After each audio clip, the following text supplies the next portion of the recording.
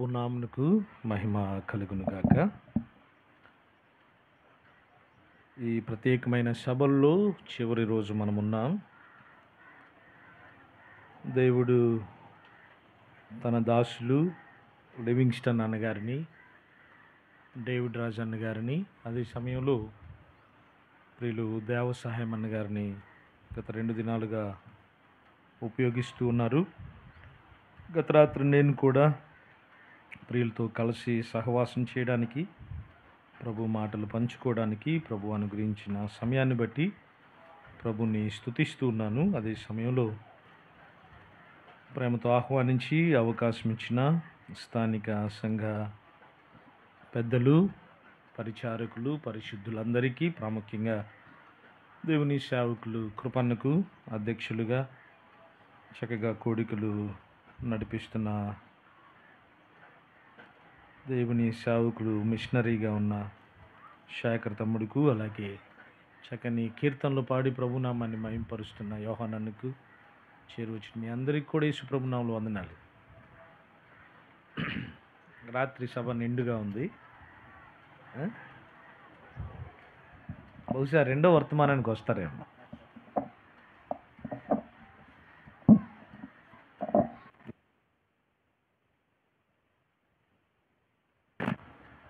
మంచిది, దేవుని వాక్యాన్ని చదువుకుందాం.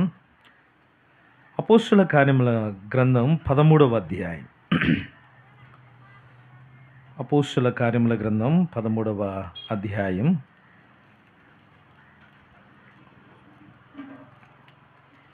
వచనం 22 చదువుకుందాం.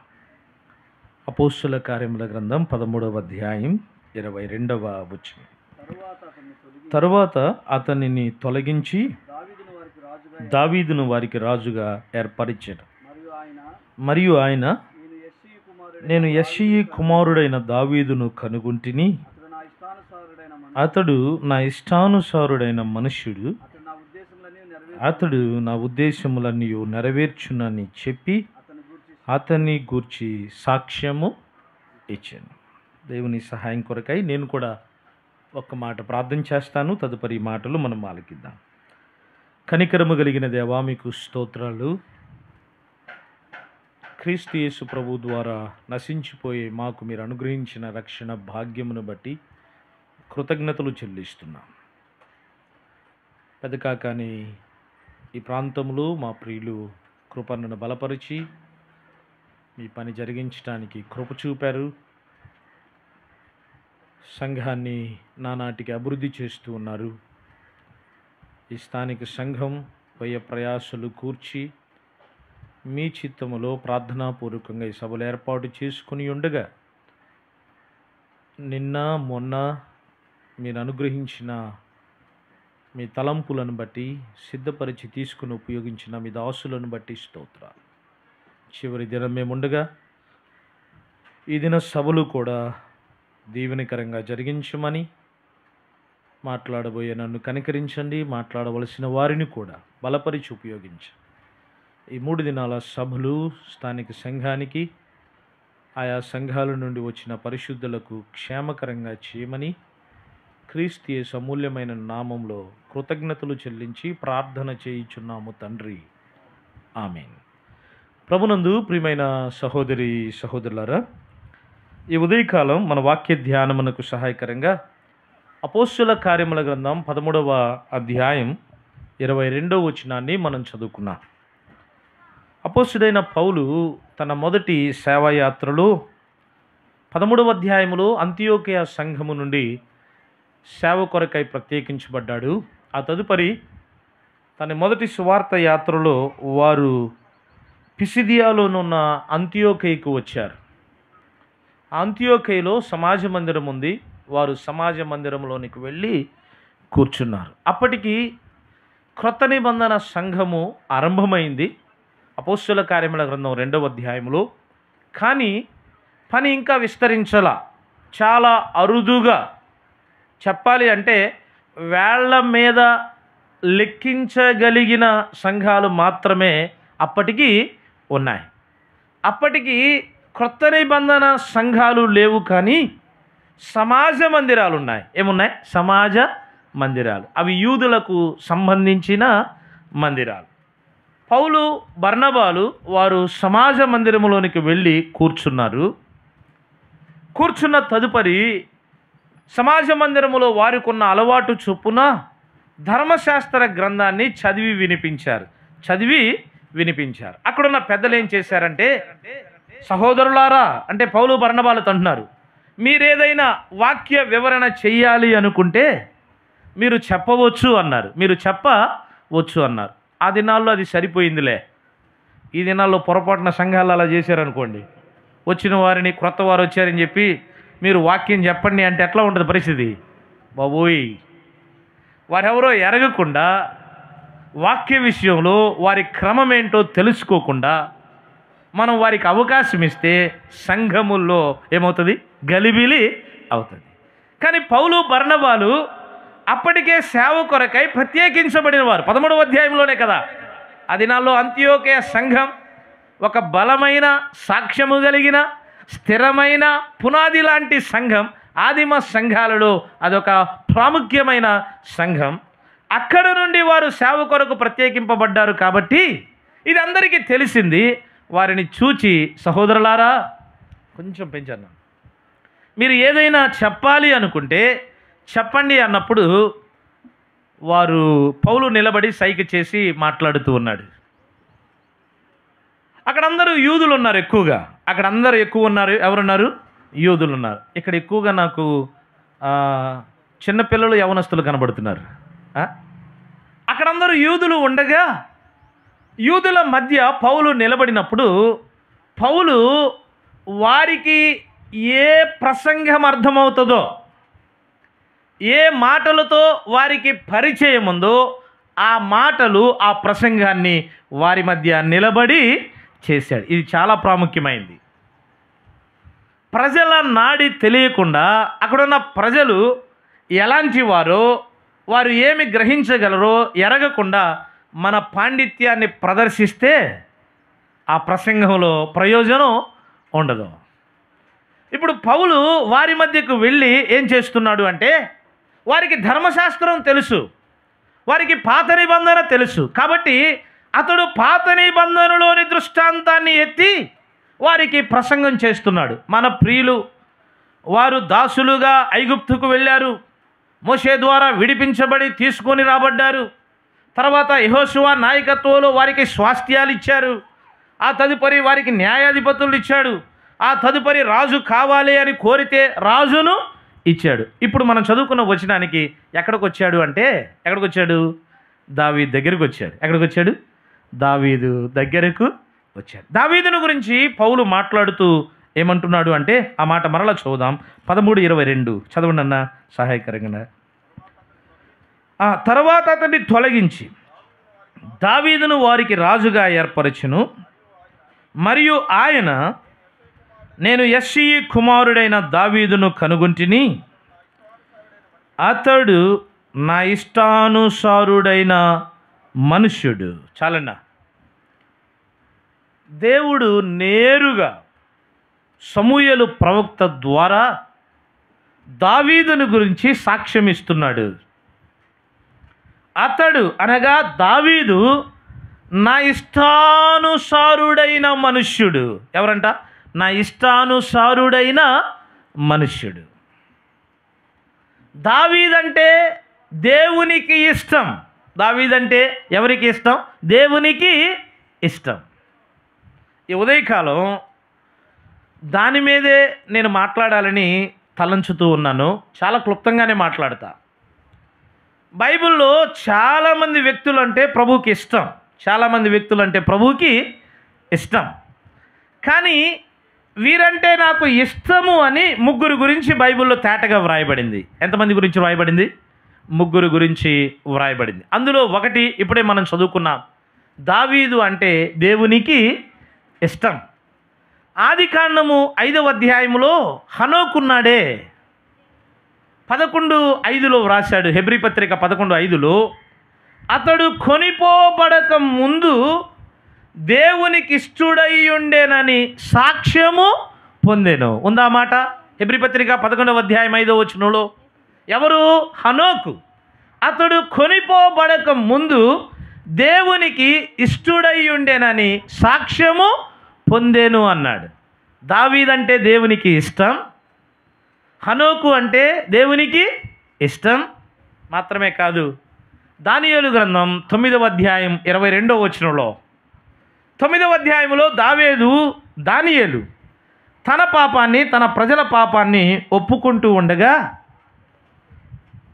పరలోకము నుండి దేవాతి దేవుడు గబ్రియేలు దేవదూతను పంపించి దానియేలుని గురించి ఏమని సాక్ష్యం ఇస్తున్నాడంటే, దానియేలు నీవు నాకు బహుప్రియుడవు అన్నాడు. ఏమన్నాడు? దానియేలు నీవు నాకు బహుప్రియుడవు. 9:22 దొరికిందా మాట? దానియేలు నీవు నాకు బహుప్రియుడవు. ప్రభువుకి మనమందరం అంటే ఇష్టమే. బైబిల్లో అనేక మంది భక్తులు అంటే ప్రభువుకి ఇష్టమే. కానీ వీరు ఇష్టులు అని ముగ్గురి గురించి సాక్ష్యం ఇచ్చాడు. 1 దావీదు గురించి ఇచ్చాడు, 2 హనోకు గురించి ఇచ్చాడు, 3 ఎవరు? దానియేలు గురించి సాక్ష్యము ఇచ్చాడు.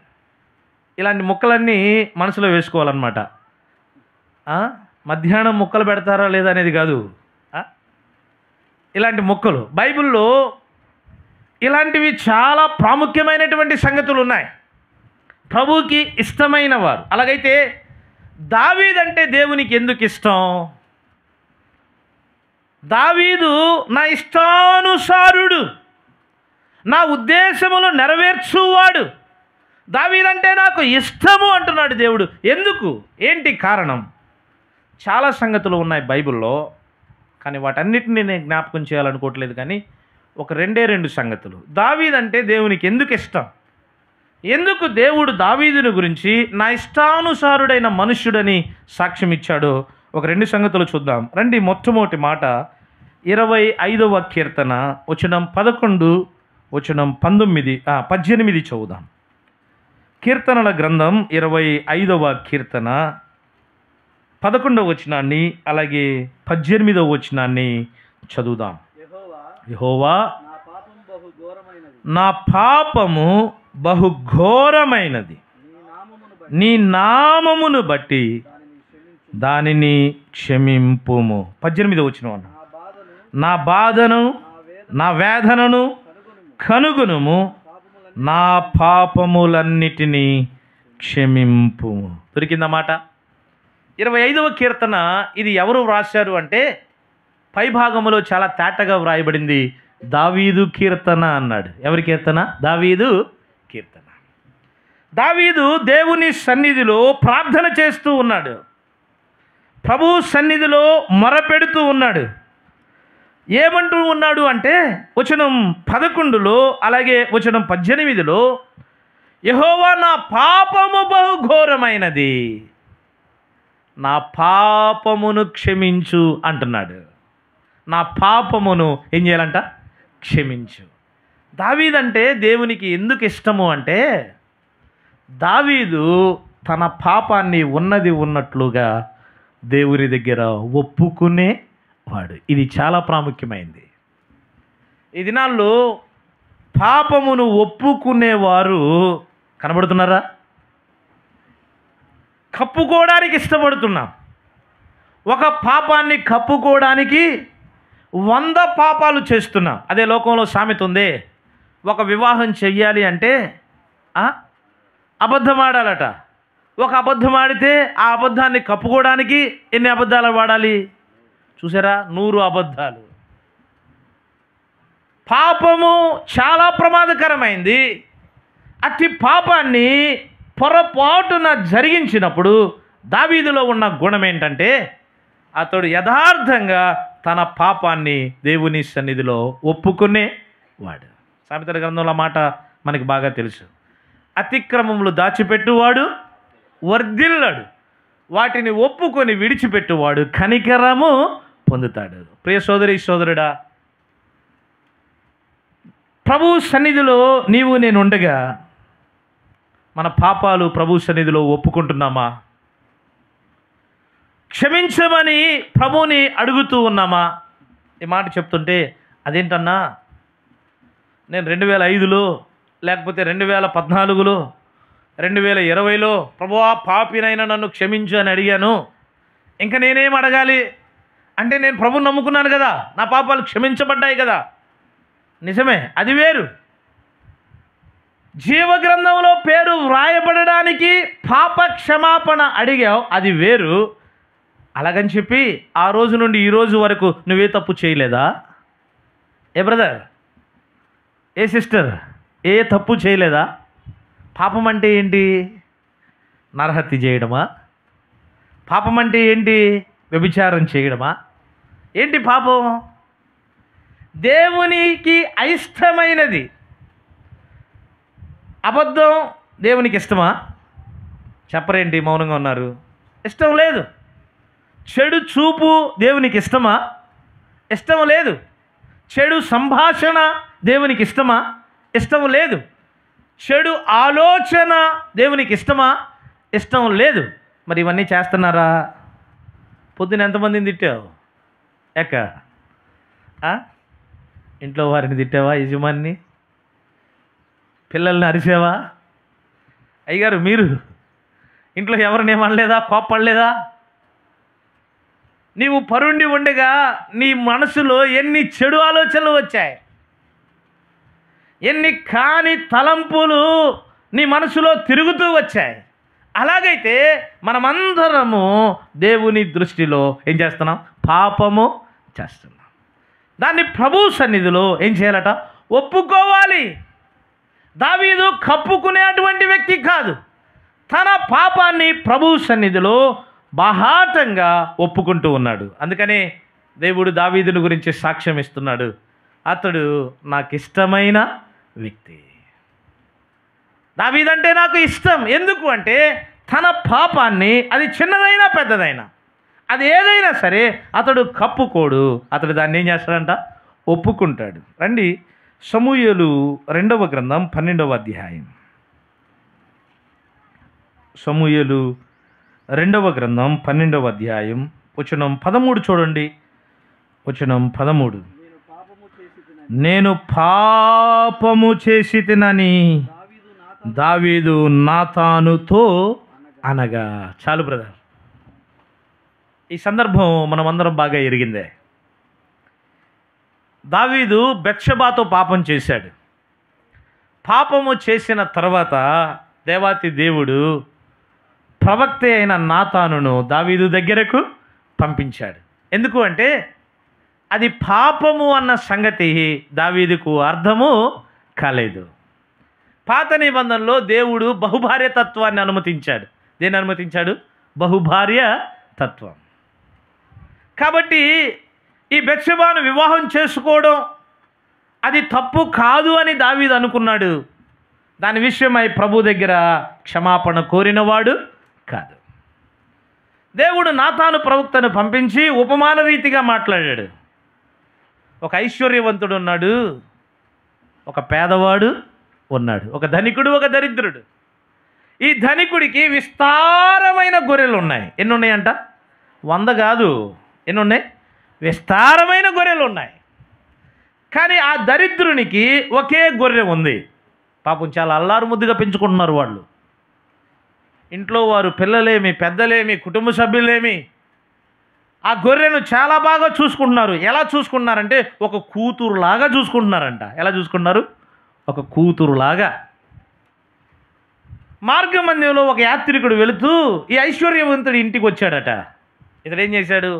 తనకున్న విస్తారమైన ఆ గొర్రెలలో ఒకదాన్ని వధించి విందు చేయకుండా ఆ దరిద్రునికి ఉన్న ఒక్క గొర్రెను తీసుకొచ్చి దాన్ని వధించి విందు చేశాడు అన్నప్పుడు దావీదు కోపం వచ్చింది. అట్టివాడు మరణానికి పాత్రుడు, వాడిని ఏం చేయాలంట? చంపేసేయాలి అన్నాడు. చూడండి, వచనం 7 చదువుదాం. నాతాను దావీదును చూచి, ఆ మనుష్యుడవు ఎవరంట? నీవే. దావీదా, నువ్వు అంటున్నావు అట్టివాడు మరణానికి పాత్రుడని, చంపివేయాలని. ఆ మనుష్యుడవు ఎవరంట? నీవే. ఎవరెవరితో మాట్లాడుతున్నారు? ప్రవక్తే కాదంటలేదు నాతాను. నాతాను ప్రవక్త ఎవరి దగ్గరికి వెళ్ళి ఏమని మాట్లాడుతున్నాడు? ఎవరైనా ఊరిలో ఏదో ఒక మూల ఉండే ఆయన ఎవరంట? హీస్ ఎ కింగ్, రాజు. రాజు దగ్గరికి వెళ్ళి ఆయన లోపాలు చూపించే ధైర్యం, సామర్థ్యం ఎవరికైనా ఉంటుందా? ఏమండి, పిల్లలు ఉన్నారు, టీచర్ తప్పు చేశాడు, ఎరా మీరు వెళ్ళి టీచర్ గారు మీరు తప్పు చేశారు అంటారా? అమ్మో, ఇంకేమన్నా ఉందా? 365 రోజులు వాడికి ఉందే ఇక పొరపాటునంటే. రాజు దగ్గరికి వెళ్ళి రాజుగారిది అంటున్నాడు, ఆ వ్యక్తివి నువ్వే. దావీదు వెంటనే ఏం చేశాడు తెలుసా? అదే వచనం మనం చదువుకున్నాం, 13వ వచనం, నేను పాపము చేసి తిని. తన తప్పు తెలియపరచబడినప్పుడు, తన తప్పేంటో, తాను చేసిన పాపం ఏంటో తేటగా అర్థమైనప్పుడు దావీదు ఏమాత్రము కూడా తన పాపాన్ని కప్పుకున్నవాడు కాదు. ప్రియ సహోదరి, సహోదరుడా, చిన్నలారా, పెద్దలారా, ఈ ఉదయకాలం దావీదు దేవుని హృదయానుసారుడు, దేవునికి ఇష్టమైన వ్యక్తి అని ఆలోచిస్తున్నాం. ఎందుకు దావీదు దేవునికి ఇష్టడు అంటే యథార్థంగా తన తప్పును దేవుని సన్నిధిలో ఒప్పుకునేవాడు. ప్రభుకి ఇష్టలుగా ఉండాలనే ఆశ ఉందా? దావీదులాగా, దానియేలులాగా, హనోకులాగా నాకు కూడా సాక్ష్యం కావాలయ్యా. ఏ సాక్ష్యం? మంచి ఇల్లు కట్టుకున్నామని కాదు, మంచి పేరు ప్రకృతులు సంపాదించుకున్నామని కాదు, వారు గొప్పవారు అనే పేరు కాదు. ఏ సాక్ష్యం? దేవునికి ఇష్టమైన వారు. అట్టి సాక్ష్యము నీవు నేను పొందుకోవాలి అంటే యథార్థంగా ప్రభు సన్నిధిలో మన లోపాలను, మన తప్పిదాలను మనం ఏం చేయాలి? ఒప్పుకోవాలి. పాపము అంటే మనం ఒకే కోణం చూస్తున్నాం.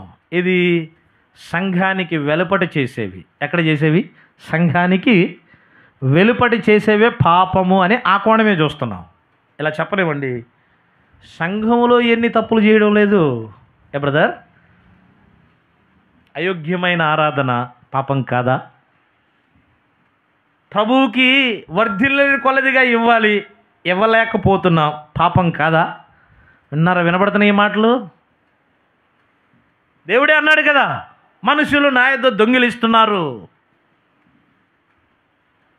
సంఘములో ఒకరు పాట పాడారు, వారు పాట పాడితే సహించలేక ఏం చేస్తున్నావు నువ్వు? నేను కూడా పాడాలి. ఒకరు ప్రసంగం చేస్తున్నారు, సహించలేక నేను కూడా ప్రసంగము చెయ్యాలి. ఇది పాపం కాదా? ఇదేంటిది? అదేంటి బ్రదర్, ఆత్మీయ జీవితంలో అనుభవాలే అంటారా? దేవుని దృష్టిలో అది కూడా పాపమే. అహరోను, మిరియాములు మోషే మీద ఏమనుకున్నారు? వారేమి హత్య చేయల మోషేని. మనసులో అనుకున్నారు, దేవుడు మోషే చేతనే పలికించాడా, మా చేత పలికించలేదా? దేవుడు ఎంత తీవ్రంగా దాన్ని పరిగణించాడు, ఎంతమైన భయంకరమైన శిక్ష వారికి విధించాడు. కోరాహు అతని అనుచరులు ఏమన్నారు? అంతే, వారు దేవునికి విరోధంగా ఏం మాట్లాడాల.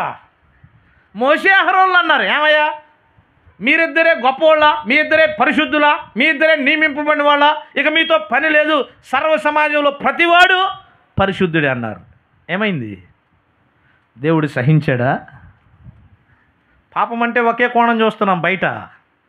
సంఘానికి వెలుపట జరిగేవే పాపాలు, సంఘము లోపల జరిగేవి పాపం కాదు, పరిచర్య అనుకుంటున్నాం. కానీ ఈ పరిచర్యలు అంతా పాపమే. కొంచెం కష్టంగా ఉండొచ్చు, కానీ ఇవి వాస్తవాలు. పరిచర్య విషయంలో సనగడం, గొనగడం, పోటీ పట్టడం, సరైన రీతిలో ఆ కార్యాన్ని చేయలేకపోవడం. ప్రభు చాలా తేటగా చెప్పాడు, పెద్దలు ఇలా ఉండాలి అని, పరిచారకులు ఇలా ఉండాలి అని. అలాంటి లక్షణాలు లేకుండా పెద్దలుగా ఉండడానికి ఇష్టపడుతున్నామంటే, ఆ స్థానాన్ని కోరుకుంటున్నాము అంటే మనం ఏం చేస్తున్నాం బ్రదర్? పాపం చేస్తున్నాం. అతిక్రమమే పాపం, ఇంక వేరొకటి కాదు.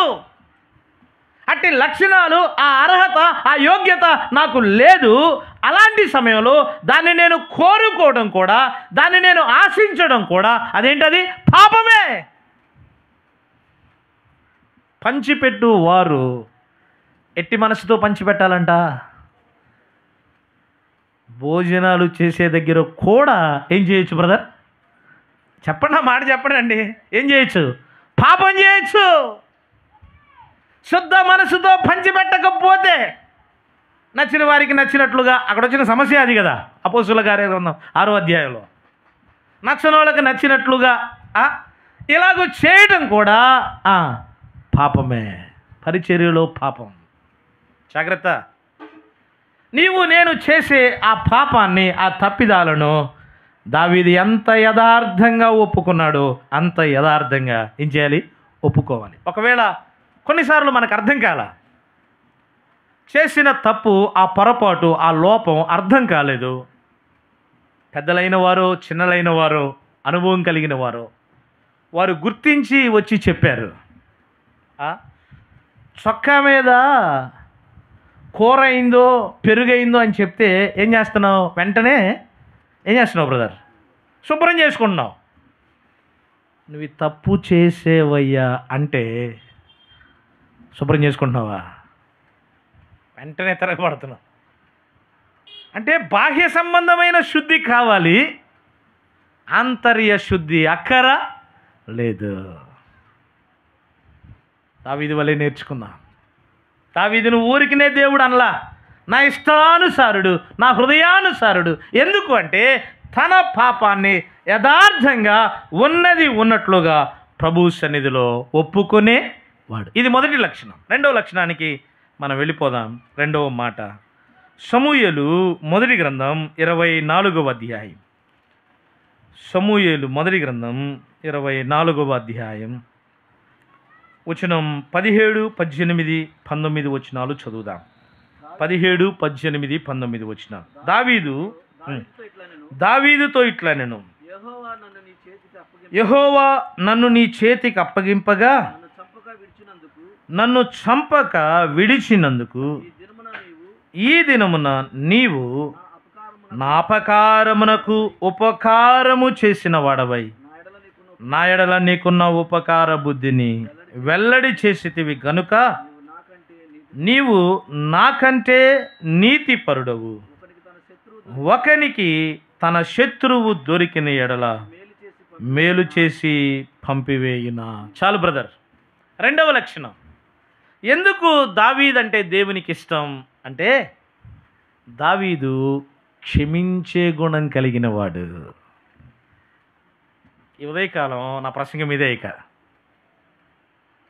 దావీదు దేవునికి ఇష్టడు అనే సాక్ష్యం ఎందుకు అంటే, ఒకటి దావీదు క్షమాపణ కోరుకునేవాడు, రెండు దావీదు క్షమించేవాడు. రాజైన సౌలు దావీదు మీద విషపు చూపు నిలిపాడు. మనం ఎరుగుదాం ఆ సందర్భం. 17వ అధ్యాయంలో గొలియాతును చంపిన తర్వాత ఇశ్రాయేలీలు పాట పాడారు. ఏమని? సౌలు 1000 కొలది, దావీదు 10,000 కొలది. అది సౌలుకి అంత తృప్తిగా అనిపించలా. గొలియాతును చంపింది దావీదే, కానీ పేరు ఎవరికి రావాలి? ఎవరికి రావాలి? ఏమండి, ఈ ఎండాకాలంలో 10వ తరగతి అయిపోయిందిగా, పిల్లలకి ఇన్స్టిట్యూట్లు పెడతారు. ఏపీఆర్జీసీ అని, పాలిటెక్నిక్ అని కదా. కష్టపడి పరీక్ష రాసి ర్యాంకు సంపాదించేది ఎవరు? పిల్లలు. కానీ పేరు వచ్చేది దేనికి? ఇన్స్టిట్యూట్కి. Genuine institute. చూసారా? చంపింది దావీదే, పేరు ఎవరికి రావాలి? సౌలుకి రావాలి. పాపం ఆ ప్రజలకు తెలియక సౌలు 1000 కొలది, దావీదు 10,000 కొలది అంటున్నారు. ఇలాగ పాడుతుంటే గుండెలు కదిలిపోయాయి సౌలుకి. వామ్మో, వీడు చేసిన ఈ పనికే ఇంత ప్రాధాన్యత వస్తే, ఇక వాడిని బ్రతకనిస్తే, సజీవంగా ఉంచితే, వా నా సింహాసనానికే ఎసురు పెట్టేటట్టున్నాడు. లేదు లేదు, వాడిని చంపాలనుకున్నాడు. ఆ రోజు నుండి తరవడం ప్రారంభించాడు. వినండి, ఇక్కడ చాలా గంభీరమైన సంగతి. దావీదును రాజుగా నియమించాలి అన్నది మనుషుని ఆలోచన కాదు, అది ఎవరి ఆలోచన? దేవుని ఆలోచన. ప్రభు ముందుగానే ఏర్పాటు చేసుకున్నాడు 16వ అధ్యాయంలోనే. ఆయన ముందుగానే నియమించేశాడు. భవిష్యత్ రాజుగా ఎవరు కాబోతున్నాడో సమూయేలు ప్రవక్తను పంపించి అభిషేకించాడు. దేవుడు నియమించుకున్న వ్యక్తిని తొలగించాలని, హతమార్చాలని ఎంతమంది ఎన్ని ప్రయత్నాలు చేసినా అది అన్నటికీ సఫలము కాదు. గుర్తుపెట్టుకోండి, ప్రభు ఏర్పాటు చేసుకున్న వ్యక్తి దావీదు చంపాలని తరుముతున్నాడు. ఎవరు? సౌలు. ఎన్గేది అనే అరణ్యములో ఒక గుహ ఉందట. ఈ అధ్యాయంలో 24వ అధ్యాయంలో మనం చదువుతాం. ఆ గుహలో దావీదు అతని అనుచరులు ఉండగా ఈ సౌలు శంకా నివృత్తి కొరకు ఒంటరిగా గుహలోకి వెళ్ళాడట. అది చూచిన దావీదు ప్రజలు అంటున్నారు, రాజా, నిశ్చయముగా దేవుడు నీ శత్రువుని నీ చేతికి అప్పగిస్తానన్నాడుగా, ఈరోజు నీకు అప్పగించేశాడు. వాడిని చంపి నీ పగ తీర్చుకో. ఎంత ప్రేరేపిస్తున్నారు! నిన్ను అరణ్యాల పాలు చేసినవాడు, నీకు నెమ్మది లేకుండా చేసినవాడు, నిన్ను ఇన్ని కష్టాల పాలు చేసినవాడు, నిన్ను బాధ పెట్టినవాడు, ఆ శత్రువుని దేవుడు నీ చేతికి అప్పగించాడు. అతన్ని చంపి పగ తీర్చుకొని ప్రేరేపిస్తూ ఉంటే వారి ప్రేరేపణ తట్టుకోలేక వెళ్ళి పై వస్త్రపు చెంగును మాత్రమే కోశాడు. కానీ దావీదికి సౌలుకి ఏ కీడు చేయలేదు. ప్రజలు తెచ్చి చెప్పాడు, అతడు దేవుని చేత అభిషేకించబడిన వాడు, నేను అతన్ని చంపలేను అన్నాడు. నేను అతన్ని చంపలేను.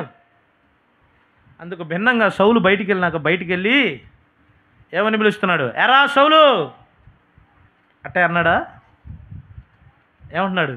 నా ఏలినవాడా రాజా. చూసారా? చంపాలని తిరుగుతున్న సౌలుని ఎంత గౌరవంతో వినయముతో పిలుస్తున్నాడు. నా ఏలినవాడా రాజా అన్నాడు. ఇదేదో మాయోపాయం చేత పిలవటం కాదు. కొద్దిమంది మృదువుగా మాట్లాడుతూ వచ్చి పొడుస్తుంటారు. అలా జరిగింది కాదు ఇది. అతడు ఏం చేశాడు? ఆ తర్వాత సాష్టాంగపడి నమస్కారము చేశాడు. చూసారా? నా ఏలినవాడా అన్నాడు, రాజా అన్నాడు, అతనికి సాష్టాంగపడి నమస్కారము చేశాడు. ఇవన్నీ చూసిన సౌలు పలుకుతున్న మాటలు, ఒకడికి తన శత్రువు దొరికిన యెడల మేలు చేసి పంపివేయునా. ఎందుకు దావీదంటే దేవునికి ఇష్టం? నా హృదయానుసారుడని ఎందుకు సాక్ష్యం ఇచ్చాడు అంటే, ఎంతటి శత్రువునైనా దావీదు ఏం చేస్తాడు? క్షమిస్తాడు. సోదరుడు సోదరి, క్షమించే గుణం ఉందా? నీకు హాని చేసిన వారిని, నిన్ను ఇబ్బంది పెడుతున్న వారిని, నిన్ను బాధ పెడుతున్న వారిని క్షమించే గుణము కలిగి ఉన్నామా? క్రీస్తు ప్రభువారు మనల్ని క్షమించాడు, కానీ నీవు నేను ఏం చేయలేకపోతున్నాం? క్షమించలేకపోతున్నాం. ప్రభు ఉపమాన రీతిగా చెప్పాడు 2 వ్యక్తుల గురించి. ఒక రాజు ఉన్నాడు, అతనికి ఒకడు కొంత అప్పు ఉన్నాడు. ఆ అప్పు కట్టమని రాజుగారు అడిగితే వాడేమన్నాడు? అయ్యా, నేను కట్టలేను, నా ఎడల ఓర్చుకో అన్నాడు. రాజుగారు అతన్ని క్షమించి పంపివేశాడు. వీడు పోతూ పోతూ వీడికి ఒక కొద్దిగా అప్పు ఉన్నాడంట. 100 దేనారాలు అన్నాడు అక్కడ. కొద్దిగా అప్పు ఉన్నాడు ఒకడు. వాడి ఒక్కసారి పోయి మెడబొట్టుకున్నాడంట. రే, ఇస్తావా ఇవా, ఇస్తావా చస్తావా? వీడికేమో చాలా అప్పు ఉంది. రాజుగారు క్షమించాడు. క్షమాపణ నొందిన వాడై అతడు వెళుతూ ఉన్నప్పుడు తనకి ఒక చిన్న అప్పున్న వ్యక్తి ఎదురయ్యాడు. కాలర్ పట్టుకొని, ఇస్తావా చస్తావా? చాలామంది విశ్వాసులు నేటి దినాల్లో అలాగే ఉన్నారు. తాము చేసిన పాపాలన్నీ ప్రభు క్షమించాలా? ఎవరు క్షమించాలి? ప్రభు క్షమించాలా? తనకి ఎవరైనా ఏదైనా కీడు చేస్తే వీరు మాత్రం జీవితంలో నా వల్ల కాదన్నా, నేను ఆ వ్యక్తిని క్షమించలేను, ఎన్నటికీ అతనితో నేను సమాధానపడలేను, అతనితో నేను మాట్లాడలేను, అతని ముఖమే నాకు చూపియద్దు. మాటలు వింటున్నారా అంటున్నారా? ఏ బ్రదర్ అనలేదా ఎప్పుడు? నీ ముఖం నాకు చూపించొద్దు అనలేదా నువ్వు ఎప్పుడు? ఏమ్మా నువ్వు నాతో మాట్లాడొద్దు అనలేదా ఎప్పుడు? నన్ను అసలు పలకరించొద్దు, నాకేమీ చెయ్యొద్దు, నాకు టీ కూడా ఇయ్యొద్దు. దావీదు తన శత్రువును క్షమించే గుణము కలిగినవాడు. మరొక ఉదాహరణ కూడా చూద్దాం. సమూయేలు 2వ గ్రంథం.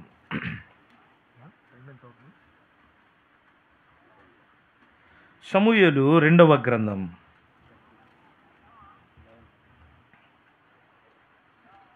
16వ అధ్యాయం.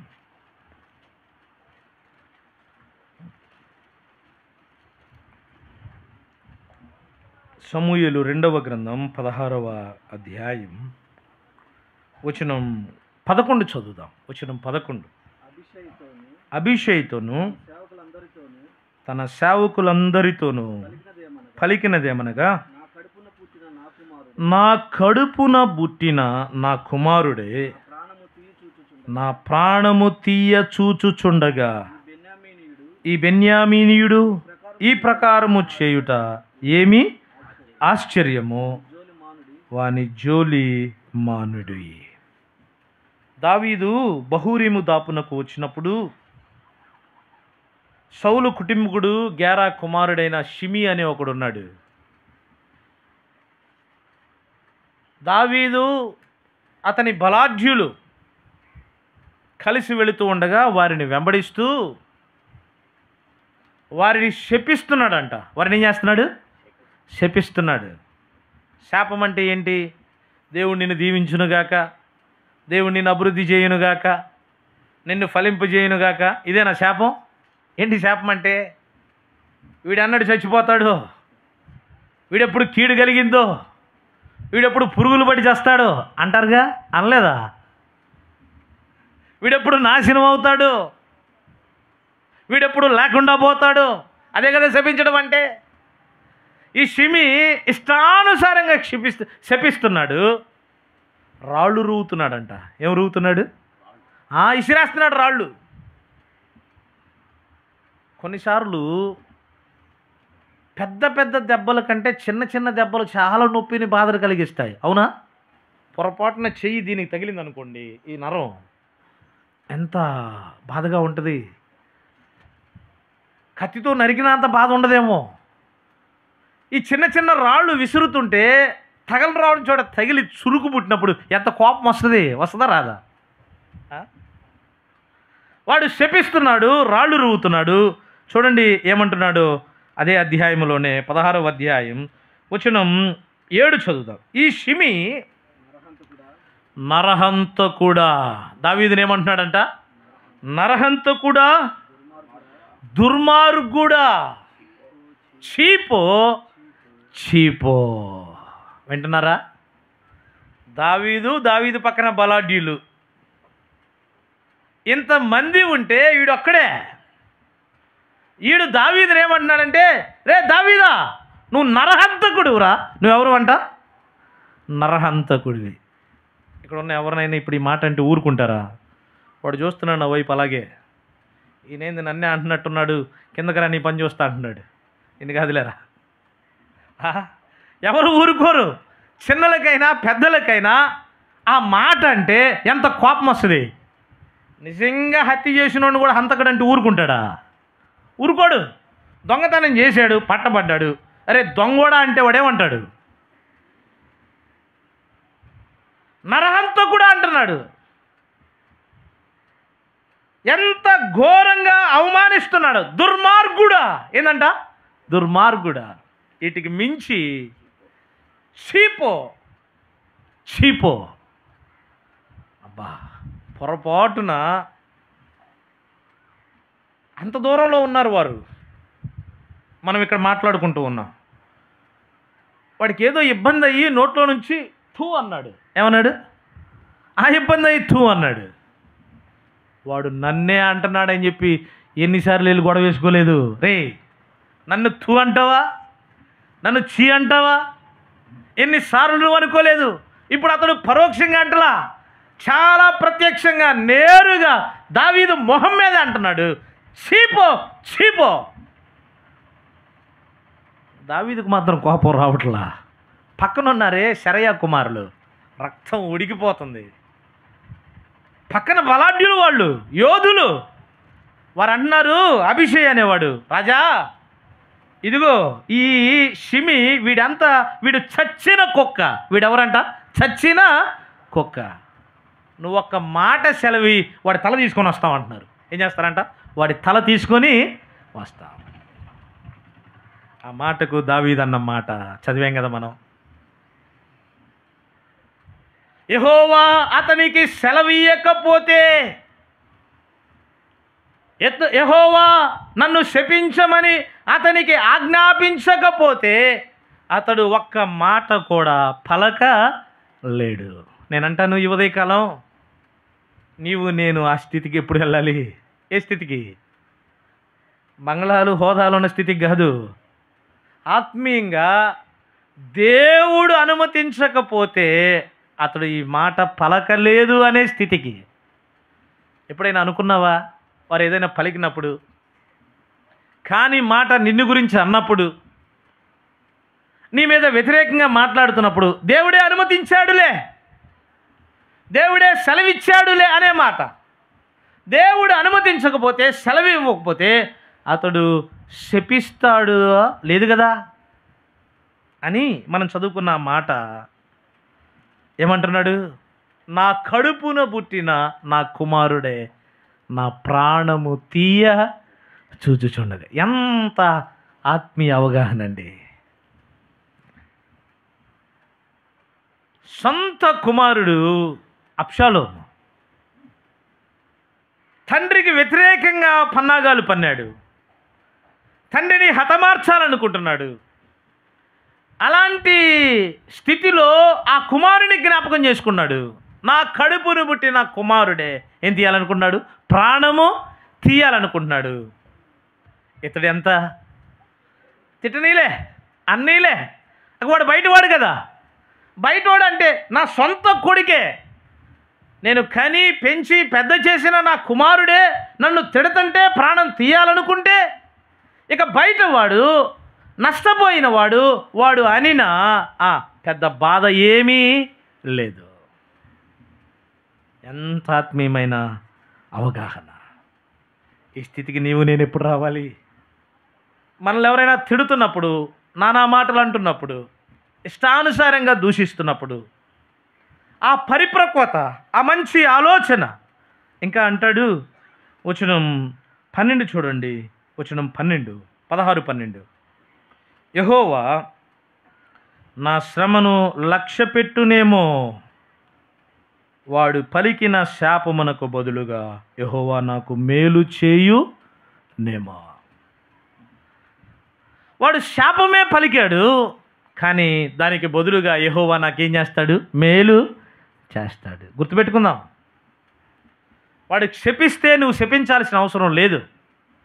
శపించిన వ్యక్తిని నీవు క్షమిస్తే వారి శాపాన్ని దేవుడు నీకు ఆశీర్వాదముగా మారుస్తాడు. ఈ ఉదయకాలం ప్రియ సోదరి సోదరుడా, దావీదు దేవుని హృదయానుసారుడు అని మనం చదువుకున్నాం. దావీదు దేవునికి ఇష్టమైన వ్యక్తి అని మనం చదువుకున్నాం. ఎందుకు అంటే 2 లక్షణాలు మనం ఆలకిస్తూ ఉన్నాం. ఒకటి, తన పాపాన్ని ప్రభు సన్నిధిలో ఒప్పుకునేవాడు, అనగా క్షమాపణ కోరే దావీదు. 2, తన ఎడల ఎవరు ఎంత కీడు చేసినా, ఎంత నష్టము చేసినా అతడెవరు? క్షమించే వ్యక్తి. ఇదే సమూయేలు 2వ గ్రంథంలో తన కుమారుడైన అబ్షాలోమును ఎంత క్షమిస్తున్నాడో. 18వ అధ్యాయం 33వ వచనంలో అబ్షాలోము చనిపోయాడన్న సంగతి ఆ తండ్రి విన్నప్పుడు ఎంత కేకలేస్తున్నాడో, అంగలారుస్తున్నాడు. అయ్యో నా కుమారుడా అబ్షాలోమా, నీకు బదులుగా నేను చచ్చిపోయి ఉంటే ఎంత బాగుండు. ఎంత క్షమించే గుణం కలిగిన వాడు. అబ్షాలోము ఏమన్నా తండ్రిని ఇష్టంగా ప్రేమించేవాడా? తండ్రి దగ్గరికి న్యాయం కోసం వచ్చేవారిని ద్వారం దగ్గరే ఆపివేసి, లేదు లేదు మీరు నా దగ్గరికి రండి, అక్కడ దాకా వెళ్ళబాకండి, ఆయన ఇబ్బంది పడుతున్నాడు, వయసు పెరుగుతుంది, పెద్దవాడు అవుతున్నాడు, వారిని అక్కడే ఆపివేసి వారికి న్యాయం తీరుస్తూ పంపివేస్తూ కొంతకాలానికి తండ్రి దగ్గర అనుమతి తీసుకొని నేను హెబ్రోనుకు వెళ్ళి బలర్పిస్తానయ్యా అని చెప్పి హెబ్రోనుకు వెళ్ళి ఏం చేశాడు? బాకానాదం ఊదించాడు. ఇప్పుడు దావీదు కాదు పరిపాలన చేస్తుంది, ఎవరు? అబ్షాలోము. ఈ క్రమములో తండ్రిని ఎంత బాధ పెట్టాడో, తండ్రికి ఎంత కీడు చేశాడో, ఎంత ఇబ్బంది పెట్టాడో. కానీ దావీదు యొక్క మనస్సు ఎలాంటిదంటే, వారు బయట వారైనా వారి ఇంటిలో వారైనా వారిని క్షమించే గుణము కలిగినవాడు. ఈ క్రమంలో యుద్ధం జరిగింది దావీదు జనులకి, అబ్షాలోము జనులకు.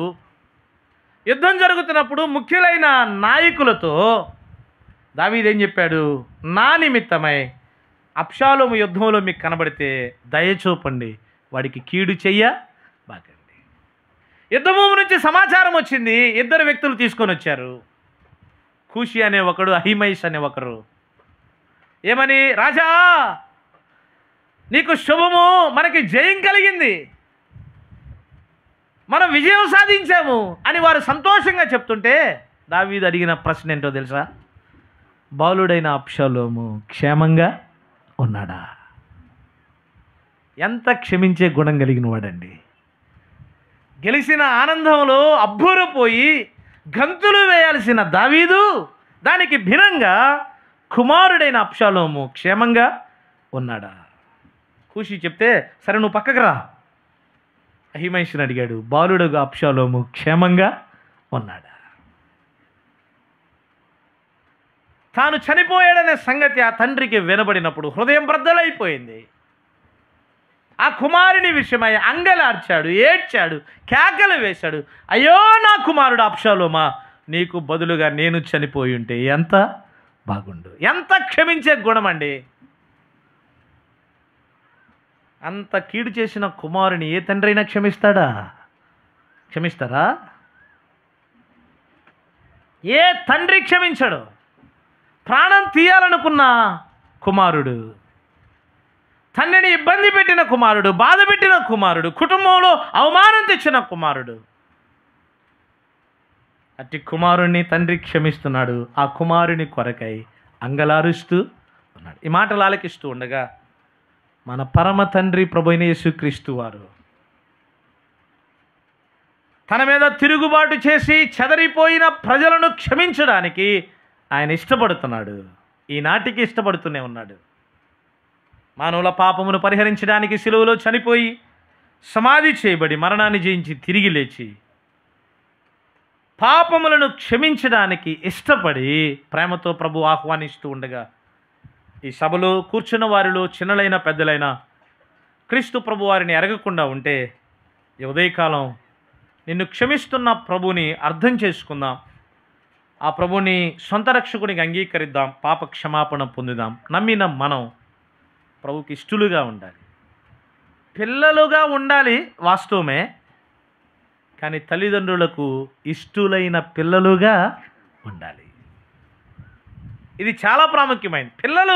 పిల్లలే కానీ ఇష్టమైన పిల్లలుగా ఉంటే ఆ తల్లిదండ్రులకు ఎంత బాగుంటుంది, వారు ఎంత సంతోషిస్తారు.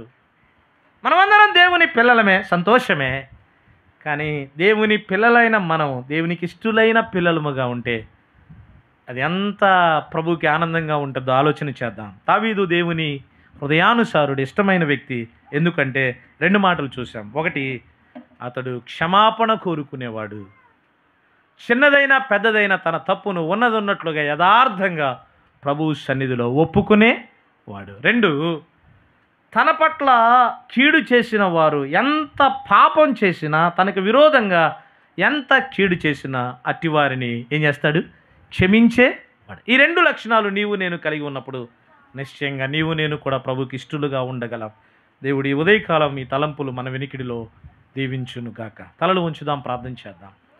మహోన్నతుడు ఒక మా దేవా, మీకు స్తోత్రాలు.